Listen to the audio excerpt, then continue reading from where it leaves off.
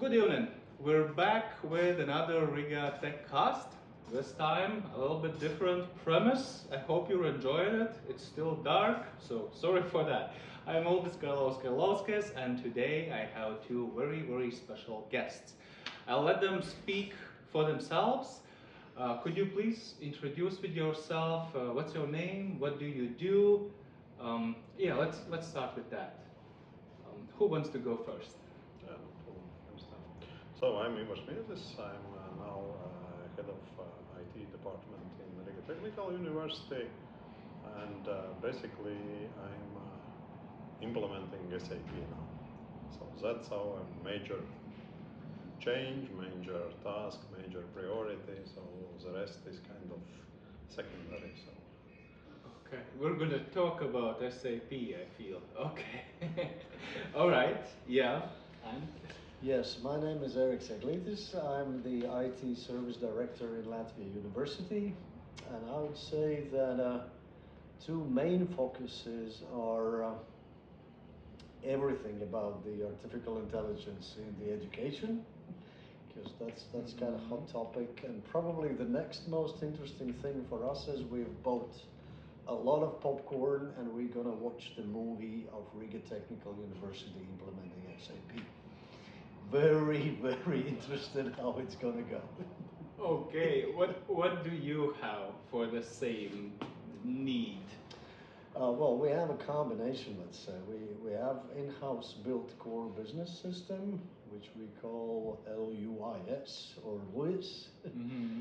And interestingly, we are providing it as a service to several universities across Latvia.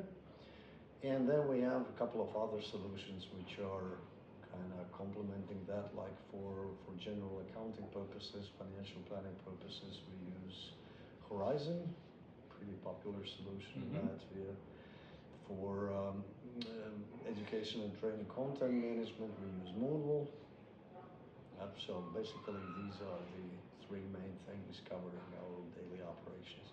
We have also, of course, document management system, but I'm not sure that if you're changing that workflow management into SAP as well. So if it's not some kind of secret, maybe Ivars, you could tell us how the university came to this interesting decision. What are the challenges? What's gonna change? How big is gonna be the blast radius? Blast radius is very significant actually. So the main thing is university had everything in-house built or ordered according to our specific needs. So it's not out of the box solution, except Office 365. The rest is very customized. And that's actually a big issue if we need to keep up with security needs, with any regulatory changes, which requires actually quite a lot of updates. And this basically forced us to think about the change. And there was such opportunities that we had funding for it. And basically we did quite a thorough analysis, compared those offered solutions locally, what are some kind of major players on the market. And to be honest, the cost level was very similar for all solutions. Even if we take the local ones, because they required quite a huge adaptation, which basically brought up high risks, especially on project realization, because we have very limited time for that funding. And there was also, I would say, not so many capabilities available out of the box for universities. So in even SAP doesn't fit totally our needs. So there is adaptation. And another thing is that it's not IT project, which is major actually kind of challenge why they are buying popcorn, because technically it's simple. You just hire a partner who does the job and that's it. But it's actually huge change management, huge, because all processes are built according to our wishes. Now we have to do according to system, kind of several ways, and we have to choose one of those. And this is major change, which actually is showing that one change manager is not enough. Now we are looking for additional change kind of injections, change management injections in various places so that we actually can handle those process reorganizations which are happening, I would say, right now in the with most biggest impact. Because the technical realization will be somewhere during the summer. Now it's more deciding how it will look. I'm just curious, what numbers are we talking about? I assume it's public information. Yeah, it's about 3 million. 3 million is the whole project to set this thing up. Yeah, it's finance, it's personnel management, it's project financial part management, and it's accounting. All right, yeah, all core systems. All right. For 5 years.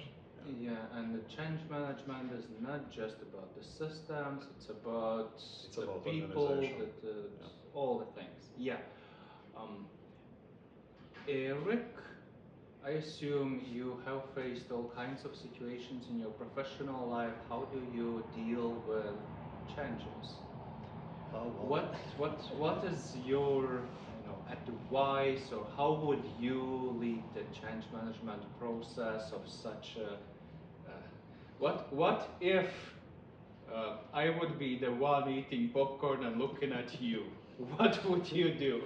Well, basically, I'd say, looking back at these 30 plus years, what I've spent in the IT industry doing different kinds of digital transformations, as we call that, the basic recipe stays the same all the time. Major thing is the stakeholders management. You have to understand the landscape. You have to know who is who in the neighborhood, so you can understand which people have what kinds of interests, and you can bring them together to the table and start those discussions about the change management. That's the number one thing. And of course, the second thing, depending on who those stakeholders are, is what kind of organizational and business rhythm you build around that big change. Because it will be implemented by some sort of project management approach. Will it be agile, waterfall, scrum, whatever mixed type of thing, scaled agile framework, whatever you use. But you need to start to do that early, and you need to make sure that those stakeholders understand the rules of the game, and they are trained and capable of playing by those rules. That's a very important part of that. Because quite often we are trying just to implement IT projects, just pulling in some external parties which are leading the projects using certain methodologies, but in-house we are not ready for that. And that's one of the definite paths to the disaster. And then comes the rest of that. Then comes the daily effort of managing technical requirements, business requirements, pinning them down, discussing them, having all the compromises. It's great if you can come up with some sort of prioritization matrix, some sort of clearly understood rules, how you are managing the situations when you are implementing a certain functionality, or when you are trying to bend the system to your business processes.